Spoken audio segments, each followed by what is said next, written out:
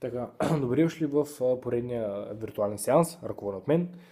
Днешната тема мисля да я запазя в загадка, тъй като по-нататък би трябвало да разберете каква е.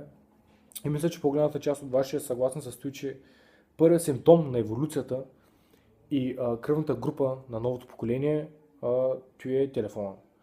Значи имам чувство, че вие ако не са тагни сутринта, че ред сърми, или че сте на дискотека, ще ти гъмста, ще кажеш се на показване слой.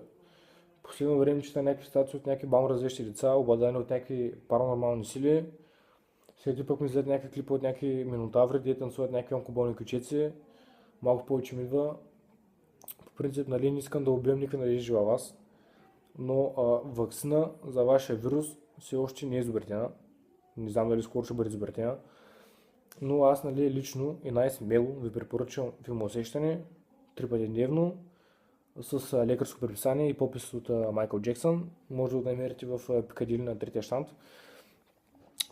По принцип, виж аз, нали, такова не отричам, че аз не съм някакъв заребен, че си цъкам на телефона. Даже днеска по-рано пръстен беше като акордеон, като му бяха излязли някакви паласки отстрани. Не съм сигурен. Ари, бе, се дърпа, ама. Не знам, обаче, тук от 3 дена съм без нет. Направо съм като Флинстоун. Даже при малко нямаше какво правя, правих някакви ритуали тук за Анадолски огън. Те да се върнем, нали, на темата. И сещам се преди като бях някъде на 5 годинки, наши бяха купили някои тамагочи и целият квартал ма гледаше как съм Сатурн. Пак сега в момента тези 5 годишните пишлемета, те сигурно вече 2 брака имат и фирма за хладилници. Аз като бях малък човек, аз само бранчах някакви лимки, стражари, апаши, кринци, мринци, мачове. А пък сега, ако излезеш навън, ако питаш някой пишлеме, малък лимка играеш ли, сигурно ще ти каже лимка ли? Кой ти? В iTunes има ли го? Не знам, не съм сигурен. А пък така с времето, по-рядко и по-рядко виждам някакви деца навън кръвечно. То даже по-вероятно да видя тюлен на слънчев бряг, отколкото дете навънка да се играе. Ма както и да е. Даже се сещам последния път, в който радара ми беше засякал някакви живи елементи. Той беше на някакъв детски локейшън, a.k.a. площадка.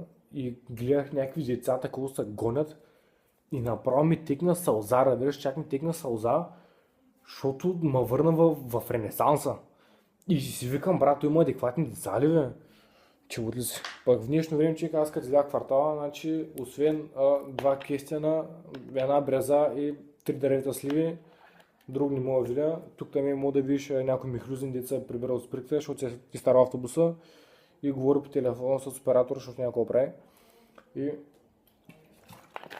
то. И 6 кучета, деца душат газа и живеят под найем там под някоя тераса, нали, едностайна гарсониера с душкабина. Душкабината е комшията от 7 етаж при-долу.